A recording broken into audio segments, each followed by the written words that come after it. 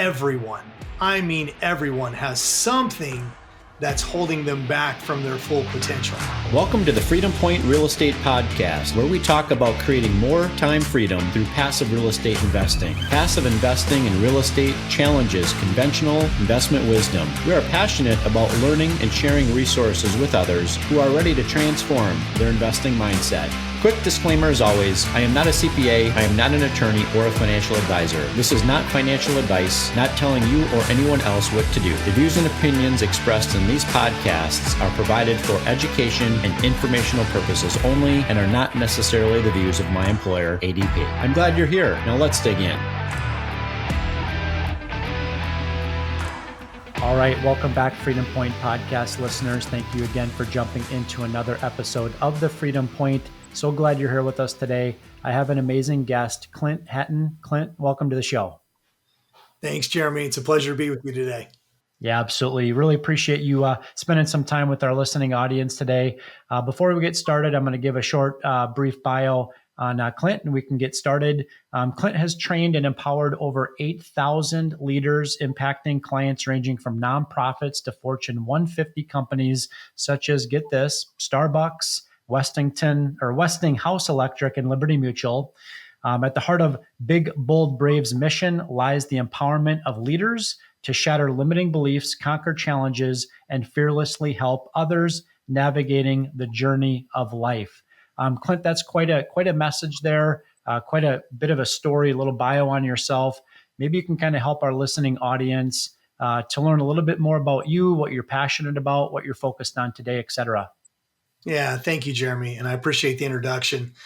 So as far as my story goes, when it comes to speaking, I've been a public speaker for over 20 years. So that part is nothing new. I've been doing it quite a while. Many of those years, I was a pastor in a church. So some of it was through that forum. But to your introduction about my son, in 2019, we suffered a major tragedy. My oldest son, Gabriel, who at that time was about 3 months shy of his 18th birthday, he had become a licensed pilot at 17 years old. It was his dream.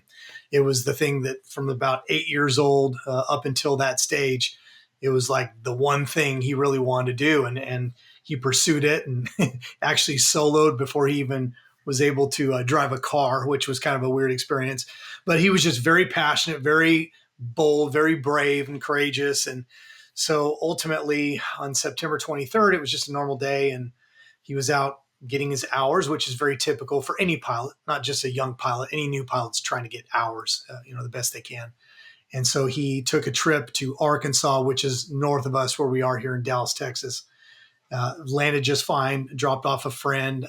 Thankfully for that, we're very grateful that he was able to land safely with her. And then on the return trip, he hit an unexpected weather system going through kind of a mountainous region.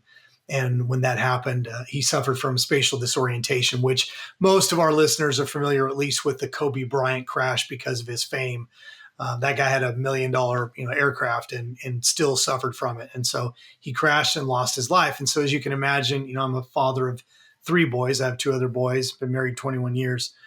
It was a devastating blow for us.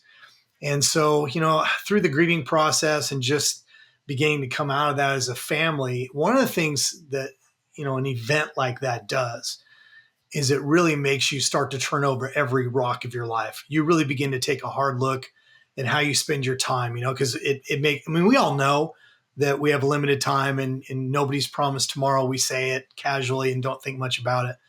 But when something like this happens, it really gets to the forefront of your mind. So I began to just look at the way I'd spent my time and the things that I was doing. And, I wanted to continue speaking and helping people and training and doing those types of things.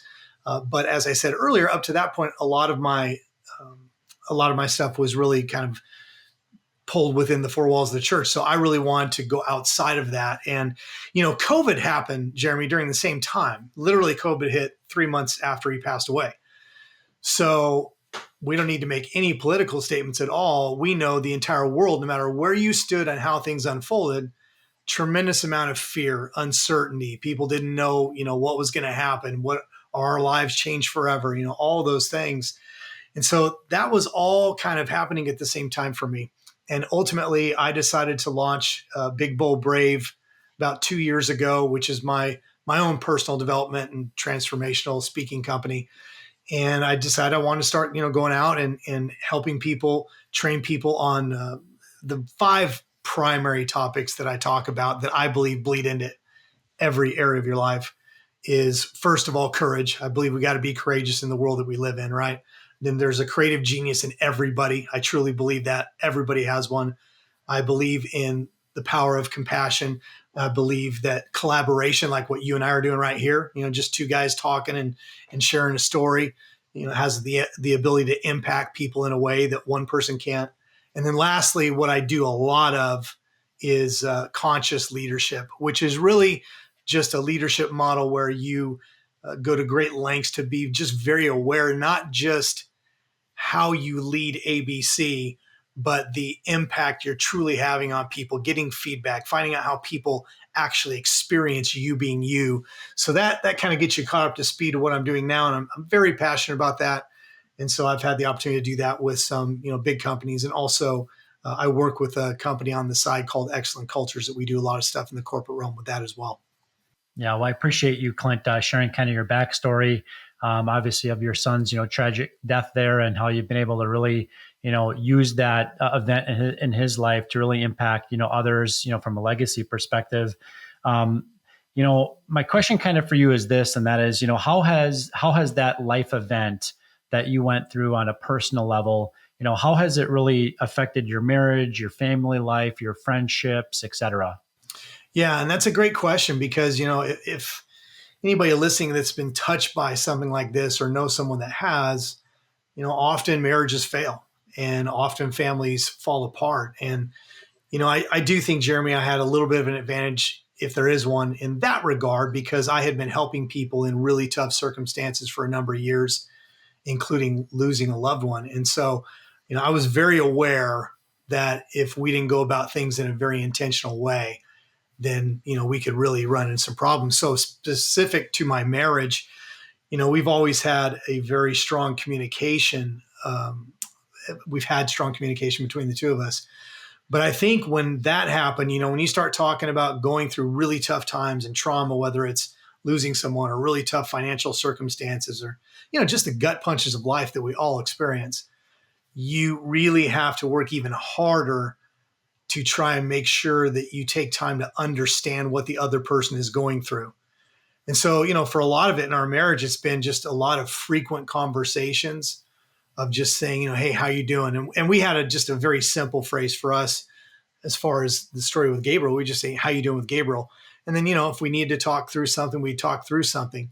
It also caused us both, and I'll tell my side of it this way, because it's it's a funny way of saying it, but it really means something to me. He was so courageous, not just to fly a plane. He taught himself guitar. You probably see a guitar in the back there. He taught himself how to play guitar. He taught himself how to be a photographer, and then ended up doing some professional jobs, even though he wasn't technically a professional photographer. And I began to realize there were pockets of my life, dreams that I had that I had let lay dormant. And frankly, and this is how I say it, I realized that I was a coward in certain areas of my life. So I began to pursue the corporate realm in particular, like I just described to you a few minutes ago. My wife began to pursue art professionally. And so with that, we learned that we were changing as people. The trauma itself changed us, but so did the growth that came out of processing that trauma and deciding that we were going to live the rest of our lives truly going after it, after our dreams, after our vision. So that became a focal point for us to just constantly help each other, understand each other. And we did that through conversations. We did that through asking tough questions. And it's not always easy either. Sometimes I didn't like the answer of, she became more independent than she was prior to that, and I had to be okay with that she wasn't pulling away from me. She was just pursuing things on her own that she really wanted to do. And that had to be okay. And the same for me. So with my marriage, there's been a lot of that, just giving space to grow, space to dream, space to, try new things and make mistakes. Yeah, absolutely. I appreciate you sharing that, with me as well. And, it's tough. I mean, what you've obviously had to go through, with your own family, dynamic with the loss of a child. I can only imagine. I've got 4 children of my own, but, out of that, came your organization, Big Bold Brave. I know that you wrote a book, highlighting that as well for those that are listening, to the episode today that would like to check out that book. I encourage you to do so. But really, your central message, I think, is also meant to help really educate, train, mentor, coach up, a lot of mindset to really, today's, leaders. So what are some of the common challenges that you help today's leaders face and overcome? Yeah, well, one of the things that we're seeing a lot of is just the concept of what is good leadership is really shifting in a lot of different industries. And what you're seeing is there historically we've seen a lot of that, and I know our listeners are watching this, so that's the only reason why I'm giving you a little hand figure here. But if you make a triangle and the point of the top being the one singular powerhouse, almost aristocracy type leadership, where everything's done through one central person and just kind of driven down heavy handed and do as I say and that kind of thing, that doesn't really fly nowadays. And especially with the upcoming workforce with Gen Zs and millennials and some of the younger folks coming up, they're really passionate about cause. They're really passionate about purpose, but they want to know they have value, and they want to be able to think, and they want to be able to create, and they want to be able to be a part of doing something great, not just a taskmaster. And so that's a lot of what I'm encountering with both what I do with Big Bold Brave and also the work I do with Excellent Cultures. A couple of quick examples. I did a big leadership event for Starbucks Corporation or Starbucks Coffee last year. And part of that is, obviously they're this huge, massive global company. Everybody knows who they are, right? Whether you like their coffee or not. And yet they've begun to lose some market share, and they've lost a little bit of steam with just the culture within their stores. And a lot of that has to do with their leadership style. They had a culture early on that was very much about building community within those stores. And then, I think with any company, they're not unique in this regard. When you scale to that level, it becomes obviously much more challenging to try and keep that tight. And so, when we got together, we talked a lot about compassion in particular and being a conscious leader. And so specific to that, compassion, where does that fall into it? Well, I really believe one of the greatest things leaders can do now is really truly know their people. And, sometimes you'll have someone who's underperforming, and it's really easy to get caught up in, the data. And data is important. Performance is important. Those things matter. I'm not at all, saying that those things don't matter. They do matter. But the cost to replace, especially if it's an employee that's been with you for a period of time and already knows how to do the job, generally speaking, right? That's very costly to replace. But sometimes we do that because we're not willing to be aware enough that there may be something going on internally with them, just within their family or within themselves. Whether it's, maybe they're fighting depression, maybe they're fighting some sort of illness that they haven't disclosed. There's a variety of reasons.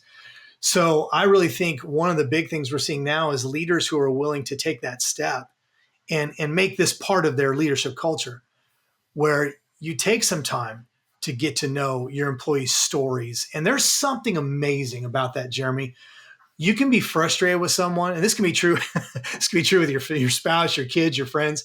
You can be frustrated with somebody, but when you take the time to ask them about what's going on and how they're feeling and what they're going through, and you really hear somebody's story, it's a game changer. And it's funny how you suddenly now have, and I'm just going to use the word grace, you'll have a grace for certain things that are going on that maybe you didn't have before. And things tend to turn towards how can we solve this problem together, rather than you need to fix it yourself or you're out of here kind of thing. And so I really feel like that's one of the biggest things that we're seeing now with Excellent Cultures. We actually have a data-driven process where we help companies do that. Our programs typically go 1 to 2 years or more. So it's very involved, very, very deep in data.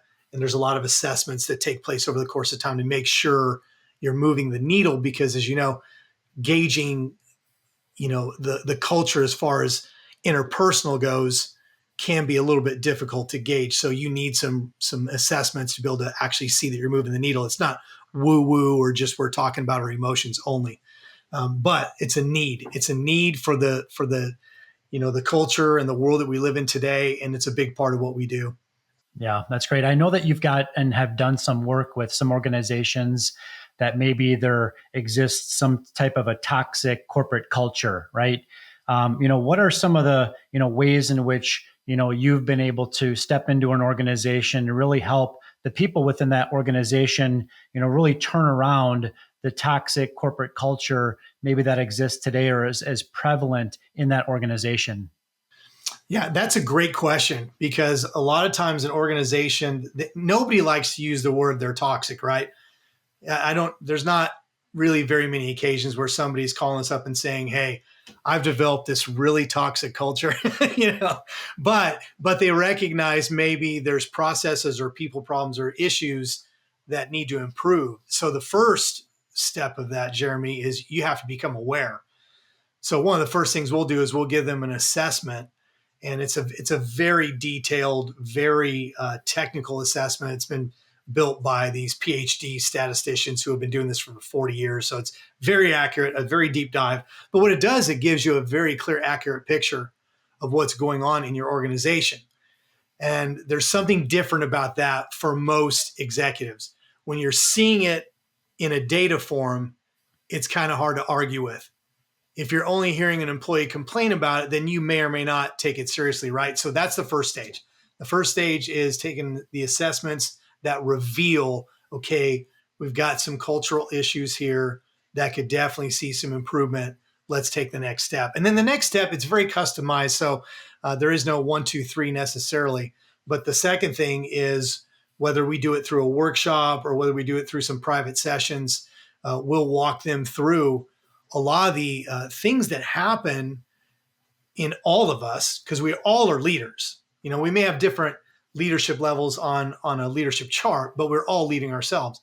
And so there's so many things that neuroscience has shown us about our subconscious mind, and that we operate out of only 5% of our conscious mind. Or I'm sorry, rather, I should say we operate out of 95% of our unconscious mind. Only 5% is we're actually thinking and doing it intentionally. And so with that, a lot of people have blind spots that they don't see, the way they communicate that they don't recognize. Certainly leaders, the way they lead, one of these assessments we had a leader from Toyota Motor Corporation. And this is very typical of a lot of senior leaders or CEO type level C-suite people that wanted to help, believed they were helping.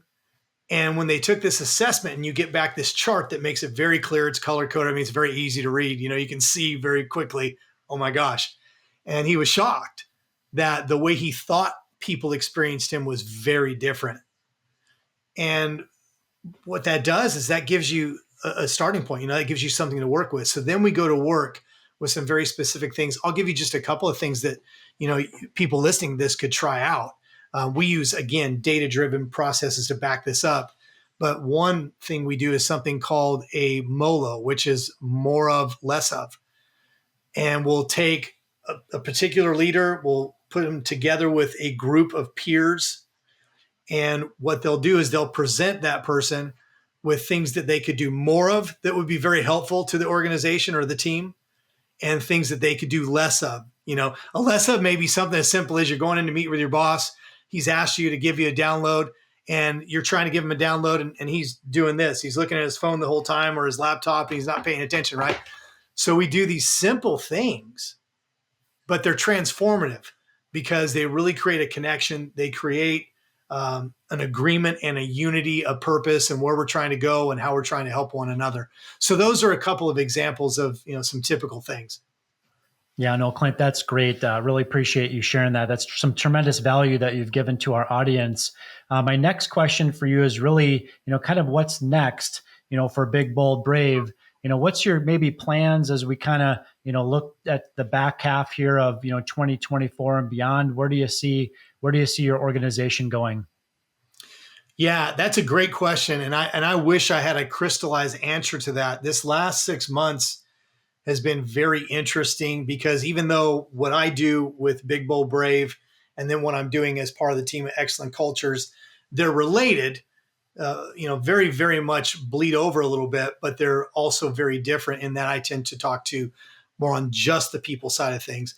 And what I'm seeing is we are working with a lot of new companies that are just coming out of the woodworks that really desire to be able to create great teams and leaders and leadership development. I had someone reach out to me today that wants to potentially do something through a college, through a program for students. And so my head's kind of spinning as I'm talking to you right now. I'm trying to figure out exactly where those two things bleed together and where they separate. But with Big Bold Brave, the easiest way to say it is I really am mostly trying to just create a movement, and not a movement to follow me, not a movement to buy my books, not a movement even to hire me as a speaker or a coach, even though I would love for anyone to do that. It's really just a movement of, hey, listen, you got one life to live. And everyone, I mean, everyone has something that's holding them back from their full potential.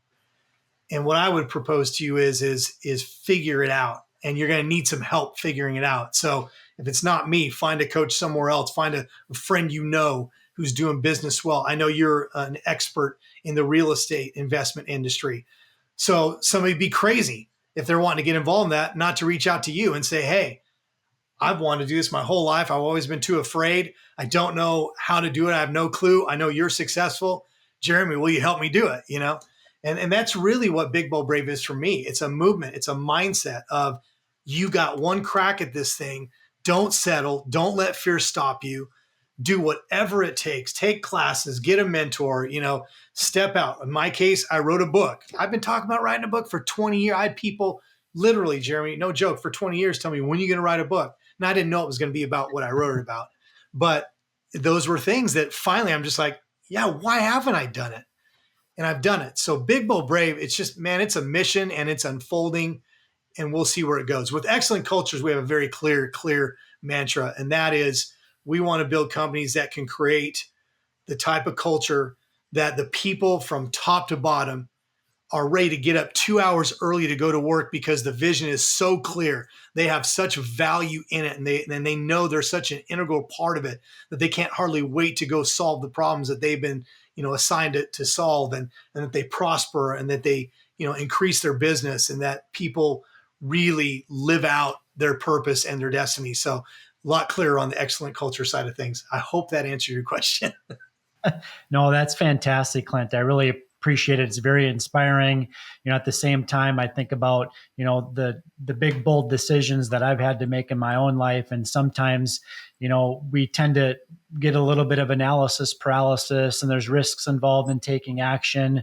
But certainly, your advice for the listening audience, and that is to surround yourself with others that have been there, done that before, other people that can mentor you, coach you, call you up, right? Help you become a better version of yourself. I think there's a lot of power and value in that. So, Clint, I've really appreciated the episode today. What would maybe be one or two different ways that our listening audience can connect with you to learn more about what you're up to? Yeah, the two easiest ways is go to bigboldbrave.us. That's my website, so you can find a lot of information there. And then my LinkedIn profile on just sheer business side of things is a great way to connect with me. And could I make one last statement, Jeremy, on something you just said? What you just mentioned was accountability, and that's such a huge piece. We've got to have accountability. That's one thing we do a lot with our processes with companies, and that's what I did even when I went to write my book. I brought in some people that I knew would hold kind of a flame to me once I said, hey, I'm going to write this thing. Accountability is massive. So I'm so glad you brought that up. Yeah, absolutely. For sure, appreciate having people in my own life that are willing to call me up and call me out, right? So that level of accountability in my own life is incredibly valuable, and I know it is in the lives of others as well. We will definitely put some of those suggested ways to connect with you in the show notes for this episode. Clint, really appreciate you being a part of the journey with us today. Yeah, thanks, Jeremy. I sure appreciate it, man. Absolutely. And listening audience, thank you again for joining another episode of The Freedom Point. We look forward to having you join us on the next episode. Thank you for hanging out with us today and for listening to the Freedom Point podcast, powered by Starting Point Capital. This show is for entertainment purposes only. Nothing said on this show should be considered financial advice. Before making any financial decision, please consult with a professional. This show is copyrighted by the Freedom Point podcast. Written permissions must be granted before syndication or rebroadcasting. If you're interested in connecting, you can find contact information at startingpointcapital.com.